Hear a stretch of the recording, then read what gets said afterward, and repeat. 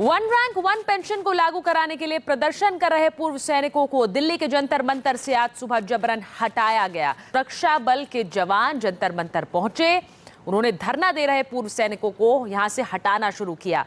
दोस्तों, आप देख रहे हैं ना, बीजेपी सरकार किस तरह का बर्ताव कर रही है हमारे भूतपूर्व सैनिकों के साथ है। One rank one pension revision के जो प्रोटेस्ट को लेकर हमारे भूतपूर्व सैनिक जंतर मंतर पर बैठे हैं, अपने अधिकारों को लेकर बैठे हैं, अपनी पेंशन बढ़ोतरी और जो उनके अलाउंस भत्ते हैं दोस्तों, उनको लेकर बैठे हैं। उनको अब सरकार G20 सम्मेलन के नाम से उठाकर भगा रही है। आपने देखा किस प्रकार से हमारे भूतपूर्व सैनिकों के चेहरों पर निराशा आप देख सकते हैं, किस तरीके से वो निराश है सरकार के इस बड़े फैसले से।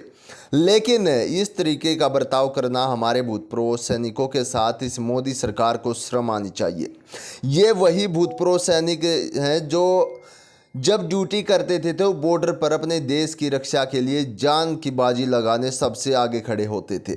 लेकिन अब जब पेंशन रिवीजन का मुद्दा आता है, उनको कुछ जो उनके भत्ते हैं उनका मुद्दा आता है, तो सरकार दे नहीं रही। और जब वो लेने की कोशिश कर रहे हैं, सरकार के विरुद्ध प्रदर्शन कर रहे थे, तो इस तरीके से उनके साथ बर्ताव किया गया। दोस्तों, हमारे भूतपूर्व सैनिकों ने बाजी दोबारा से सेट कर ली है। अब आपको बता दें कि 2024 के चुनाव में मोदी सरकार को वोट की चोट देंगे हमारे भूतपूर्व सैनिक।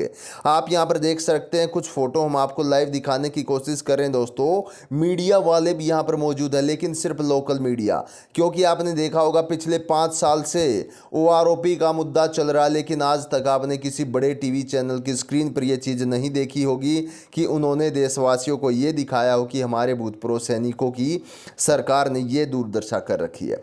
इस तरीके की वीडियो मैं गारंटी के साथ कह सकता हूं दोस्तों, आपने नहीं देखी होगी।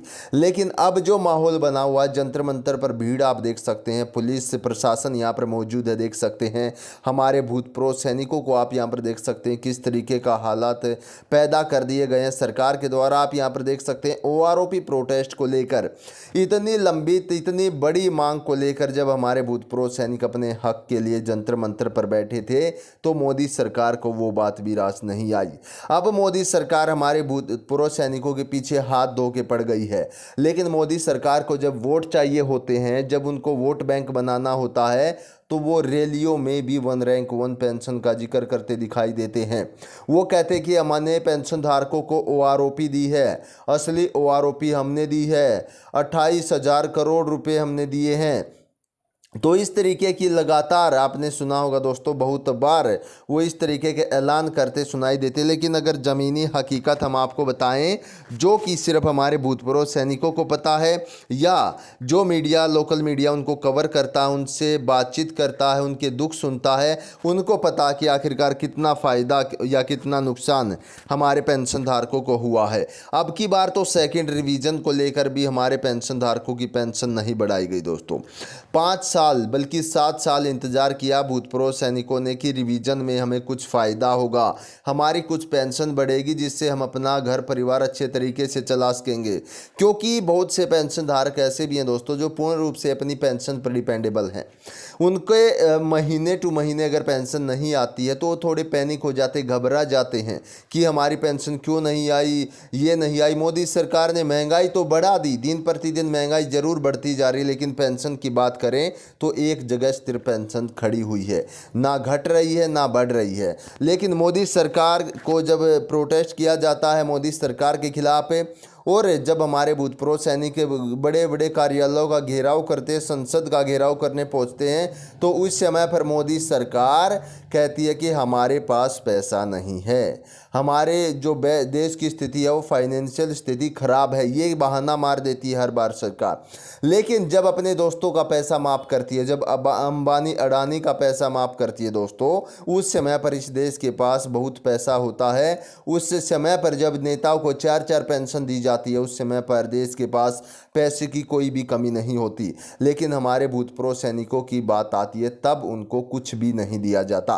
अब फिलहाल की अपडेट यही थी दोस्तों, जंतर मंतर से हमारे भूतपूर्व सैनिकों को हटाने की कोशिश की जा रही, क्योंकि सरकार बार बार पुलिस प्रशासन वहाँ से हटा रहा है। हमारे भूतपूर्व सैनिक दोबारा से जाकर वहाँ पर बैठ रहे हैं कि हम प्रोटेस्ट करेंगे, हम जब तक हमारी मांगे पूरी नहीं हो जाती हम घर नहीं जाएंगे, हम भूख हड़ताल पर बैठ जाएंगे लेकिन हम घर नहीं जाएंगे।